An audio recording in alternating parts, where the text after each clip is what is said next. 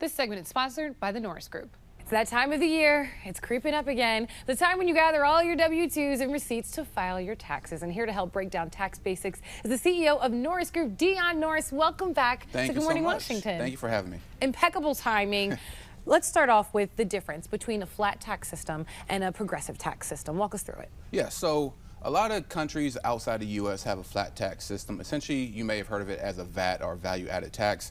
What it means is, regardless of what your income is, everyone pays the same bracket. So it can be 10, it can be 5, it can be 13%. Here in the U.S., however, we have a progressive tax system, which essentially means the more money you make, the more you're going to pay in taxes overall as a percentage. So that's the fundamental difference between the two. Okay. Now, one thing that stood out this year is a ton of natural disasters. Yes. It happens. It's never a good thing. What is the best way that people can handle filing if they've been impacted by those? Well, the first thing I'll say is make sure that they're taking care of their loved ones and their belongings first. Yeah. The IRS understands problems happen and natural disasters do happen. So whether it's the wildfires going on in LA right now or the hurricanes that happened earlier in the year in Florida, the IRS generally releases guidance to those people living in those impacted areas as a way to help them out. So generally what they do is they delay your actual filing date. So normally it's April the 15th. Generally it's at least 6 months that they allow you to push off filing. Sometimes it's a little bit more dependent on the level of destruction that has happened. But the most important thing is to know is that the IRS will issue guidance to those living in those impacted areas. Yes.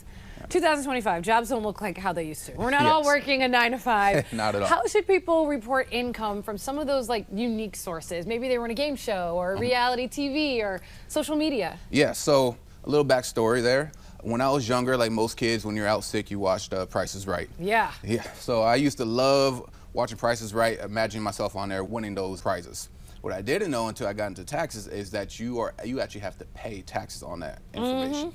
So regardless if it's cash, if it's a vehicle, you have to pay taxes on it. And generally a 1099 is issued for that. Okay. So if you're getting these sources of income from these external sources, game shows, social media, etc., a 1099 will be issued and you have to file taxes on that amount. Would you still go on the show? Yes, I would. Yeah, me too.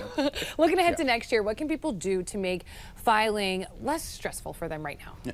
So I would say get your ducks in a row right now, and immediately after you file, start planning towards next tax season. So there may be provisions with the tax code that may change, so it's best to get ahead of those by getting yourself informed, getting with your tax professional so they can help you, guide you through those next steps. Absolutely. How can people connect with you and the Norris Group?